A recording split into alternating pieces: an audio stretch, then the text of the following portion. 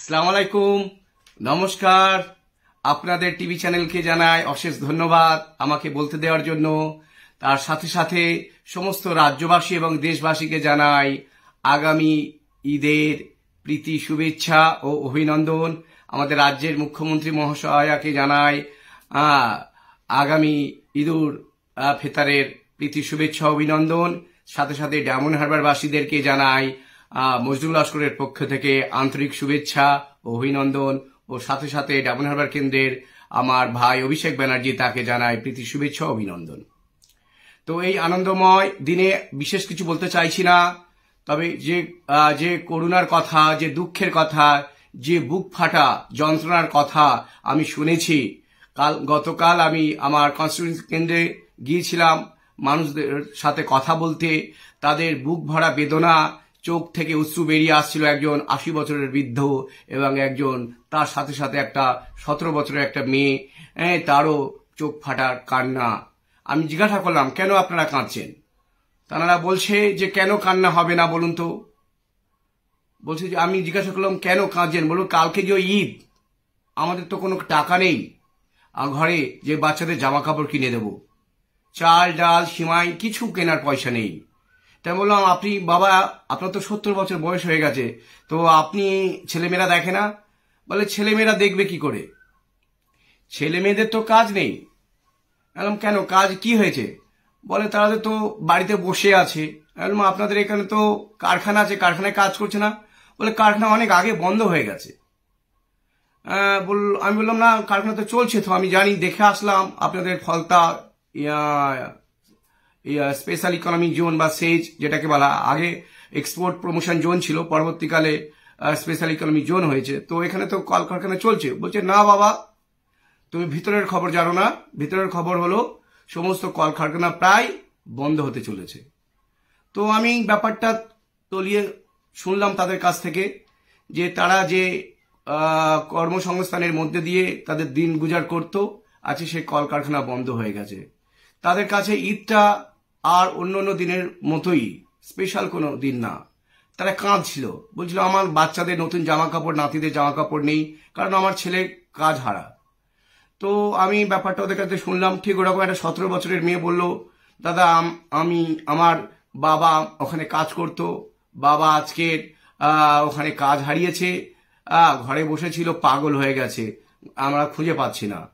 অর্থাৎ ওখানকার মানুষের আর্থ সামাজিক অবস্থা দিনের পর দিন খারাপ হয়ে গেছে। অথচ ওখানে যে কারখানাটা রয়েছে স্পেশাল ইকোনমি জোন ফলতার, পশ্চিমবঙ্গের মধ্যে সর্বপ্রথম স্পেশাল ইকোনমি জোন। আপনারা জানেন পশ্চিমবঙ্গে মোট 5টি স্পেশাল ইকোনমি জোন কার্যকরীভাবে চলছে। তার মধ্যে একটি অন্যতম ফলতার স্পেশাল ইকোনমি জোন। এখানে প্রায় 5 লক্ষের মতো লোক কাজ করত। প্রথম এটা কেন্দ্র সরকারের একটি উদ্যোগ ছিল, এখানে এক্সপোর্ট প্রমোশন করার জন্য এটা স্থাপনা করা হয়েছিল। পরবর্তীকালে স্পেশাল ইকোনমি জোনে ট্রান্সফার করা হয়। কেন করা হয় না, এখানে বেশি অর্থাৎ মাল্টিপারপাস প্রোডাক্ট, মানে বহুমুখী প্রোডাক্ট এখানে উৎপন্ন হবে, এখানকার মানুষ কাজ পাবে। কেন্দ্র সরকার প্রচুর অর্থ নিয়োগ করেছে এবং কারখানা বেশ ভালোই চলছিল। এই কারখানা অবনতি হয়েছে, আপনারা শুনলে অবাক হয়ে যাবেন। আমাদের রাজ্যে যখন এই তৃণমূল বলে একটা ভুঁইফোড়া একটা রাজনৈতিক দল, যার কোনো আইডিওলজি নেই, যার কোনো সততা নেই, শুধু কেবল কাটমানির দল, সেই দল যখন ক্ষমতা এলো, সেই দিন থেকে এই ভাঙড়ের এসিজেড মানে স্পেশাল ইকোনমি জোনের অবনতি হলো। আপনারা দেখলে বুঝতে পারবেন। 2013 সালে টোটাল এক্সপোর্ট হয়েছিল এই স্পেশাল ইকোনমি জোন থেকে 1467 কোটি টাকা। সেটা 2014-15 কমে গিয়ে হয়েছে 11,117 কোটি টাকা। অর্থাৎ 2013-14 সালে যখন করলো 1400 কোটি টাকা, তার পরের বছরে 400 কোটি টাকা কম এক্সপোর্ট হয়েছে, অর্থাৎ 2013-14 তুলনায়। এইবার মজার বিষয় দেখুন, 15-16, আবার 15-16 2011 সালে যেটা হয়েছিল 1117 কোটি টাকা এক্সপোর্ট হয়েছিল, 2015 সালে সেটা কমে হয়েছে 960 কোটি টাকা, আবার প্রায় 250 কোটি টাকা কম এক্সপোর্ট হয়েছে। আবার দেখুন 2016-17 সেটা কমে হয়েছে 873 কোটি টাকা, আর 2017-18 942 কোটি টাকা। আর আজকে 2023-24 যদি হিসাব নেন, সেখানে মাত্র 120 কোটি টাকার এক্সপোর্ট হয়েছে। তাহলে বুঝতে পারছেন এই তৃণমূল দলটি একটি আইডিওলজিবিহীন ভুঁইপোড়ের দল, চোরেদের দল, কাটমানি খাওয়া দল। বাংলায় যে শিল্প তৈরি হয়েছিল ফলতা এসিজেড, সেই এসিজেড আজকে শ্মশানে পরিণত করেছে অভিষেক বন্দ্যোপাধ্যায় এবং তার নেতৃত্বে চোর গুন্ডা বদমাইশের কিছু দল। তারা ফলতার এসি জোন, স্পেশাল ইকোনমিক জোন 2013-14 সালে যখন তৃণমূল ক্ষমতায় আসলো তখন এক্সপোর্ট করতো, অর্থাৎ এখান থেকে রপ্তানি হতো মাল প্রায় 1467 কোটি টাকা। আজকে 2024 সালে সেটা কমে প্রায় 120 কোটি টাকাতে এসে পৌঁছেছেন। তাহলে এই যে 120 কোটি টাকার মাত্র রপ্তানি হয়েছে, তাহলে আগে যত মানুষ কাজে নিযুক্ত হয়েছিল এখন কিন্তু তার 1/10 মানুষ কাজে নিয়োগ নেই, অর্থাৎ কাজ পাচ্ছে না, কাজ হারিয়ে গেছে। একমাত্র দোষ হচ্ছে এই তৃণমূল সরকারের, এই অভিষেক ব্যানার্জি এবং তার পিসি এবং তার সাগরেদরা। তারা কি করেছে, সরকারিভাবে যে টাকাটা একটা মজুরের দেওয়ার কথা ছিল সেই টাকাটা মজুরদেরকে দেওয়া হতো না। এই জাহাঙ্গীরের নেতৃত্বে সেই মজুরদার বা লেবাররা যারা ছিল তাদের কাছ থেকে কাটমানি নেওয়া হতো। একটা পরিসংখ্যান দেখলে বোঝা যাবেন, 2007 সালে যখন কর্মীদের সরকারিভাবে বেতন ছিল 100 টাকা, তখন এরা পেত 80 টাকা, অর্থাৎ বামেদের সময় এটা হয়েছে।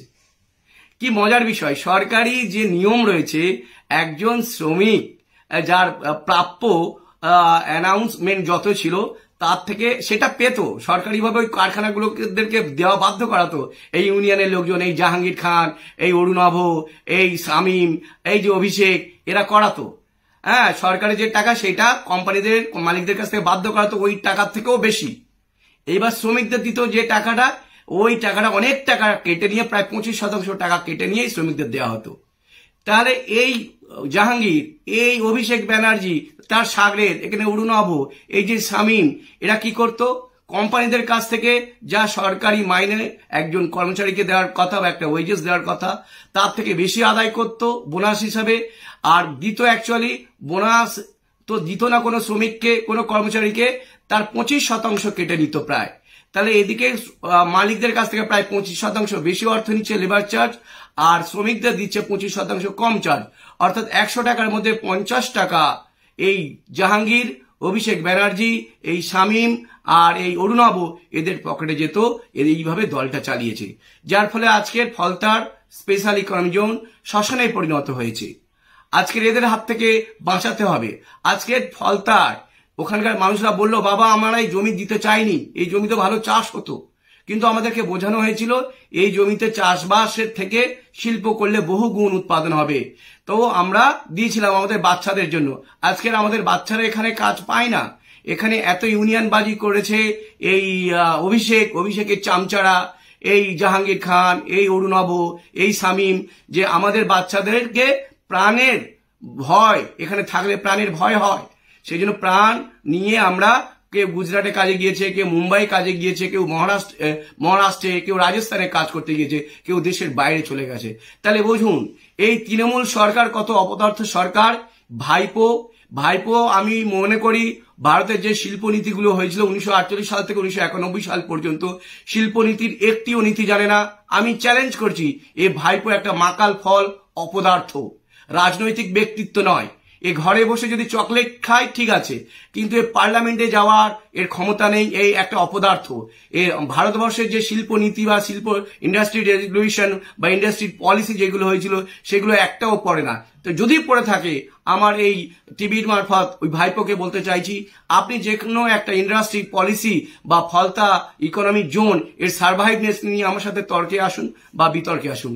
ছেড়ে দিন, আমি জানি আপনি পারবেন না, আপনার একটা কোনো বিষয় বলুন, আপনার সাথে আমি ওপেন 10 মিনিট কথা বলছি। আপনি যে কোনো বিষয় বলুন, ভাইপোকে বলছি, কারণ তুমি বলে ফেললাম, ভাইপো আপনি একজন অপদার্থ। আপনি পার্লামেন্টে যাননি, পার্লামেন্টে যদি যেতেন নিয়মিত, তাহলে ফলতা ইকোনমি জোন বা স্পেশাল ইকোনমি জোনের এই করুণ অবস্থা হতো না। আজকের যে আপনাদের সামনে ঘুরে বেড়ায় 5000 পুলিশ নিয়ে, দেশের জনগণের ট্যাক্সের টাকায় এই পুলিশগুলো চলে। আমাদের মহাত্মা গান্ধী আমাদের রাজনীতি শিখিয়ে দিয়েছিলেন। তিনি নিজে চলে যেতেন খালি গায়ে, একটা গায়ে আচ্ছাদন ঢেকে একেবারে খালি পায়ে চলে যেতেন। আর আমরা রাজনীতিবিদ দেখছি আজকের বর্তমান ভারতবর্ষে, সেখানে 5000 পুলিশ নিয়ে ভাইপো কেসা করছে প্রতিদিন। এরা অপদার্থ। এই ভাইপো যতদিন ক্ষমতায় থাকবে দেশের মানুষের ট্যাক্সের টাকা নয় করবে, দেশের কলকারখানায় জাহাঙ্গীর খান, অরুণাভ বা শামীমদের দিয়ে বন্ধ করে দেবে, দেশের মানুষ কাজ পাবে না, বিদেশে চলে যাবে। আবার বিদেশে চলে যাওয়া মানে মানুষের প্রাণ কিন্তু অনেক সেন্সিটিভ হয়ে ওঠে, যে কোনো সময় প্রাণ যেতে পারে। এক রাজ্যের মানুষ অন্য রাজ্যে যাচ্ছে এবং বাঙালিদের মাথা হেড করে দিচ্ছে। এই ফলতার আশেপাশের সমস্ত কলকারখানায় যে সমস্ত মানুষগুলো ছিল সেই মানুষগুলো আজকে কাজ পাচ্ছে না এই ভাইপোর জন্য। তারা বাধ্য হয়ে অনাহারে মারা যাচ্ছে, কেউ পাগল হয়ে বেরিয়ে যাচ্ছে, কেউ অন্য অন্য দেশান্তরে চলে যাচ্ছে বা অন্য রাজ্যে চলে যাচ্ছে। এই ভাইপো যতদিন দেশে থাকবে আমাদের রাজ্যে এই পিসি কোনো দিন কোনো ইন্ডাস্ট্রি হবে না, এবং যে ইন্ডাস্ট্রিগুলো ছিল সেই ইন্ডাস্ট্রিগুলো আস্তে আস্তে এই ফলতা সেজ ইকোনমিক জোন অর্থাৎ ফলতার যে স্পেশাল ইকোনমিক জোনের মতো শ্মশানে পরিণত হবে। যেখানে প্রায় 5 লক্ষ লোক কাজ করত তৃণমূল আসার আগে এই স্পেশাল ইকোনমিক জোনে, আজকে সেখানে মাত্র কাজ করে 17,000। তাহলে আপনারা বলুন, আজকে স্পেশাল ইকোনমিক জোন শ্মশানে পরিণত করেছে এই পিসি আর ভাইপো মিলে। সুতরাং এই পিসি ভাইপো ডায়মন্ড হারবারের লোক চায় না। আমি গিয়েছিলাম, বলছে পিসি আর ভাইপো সন্ত্রাস করে টিকে আছে, আমাদেরকে যদি ভোট দিতে দেওয়া হয় তাহলে পিসি ভাইপোর জমানত জব্দ হয়ে যাবে। ওরা বলেছে যে যদি ইলেকশন যদি নির্বিঘ্ন হয় তাহলে ভাইপোর জমানত জব্দ হয়ে যাবে ডায়মন্ড হারবার কেন্দ্রে। ধন্যবাদ, ভালো থাকুন। ভাইপো, আপনি কিন্তু পার্লামেন্টে যাননি, আপনি দেশের ডায়মন্ড হারবার মানুষের প্রতিশ্রুতি রাখেননি, তাদের জীবন জীবিকা নিয়ে আপনি পার্লামেন্টে কোনোদিন বলেননি।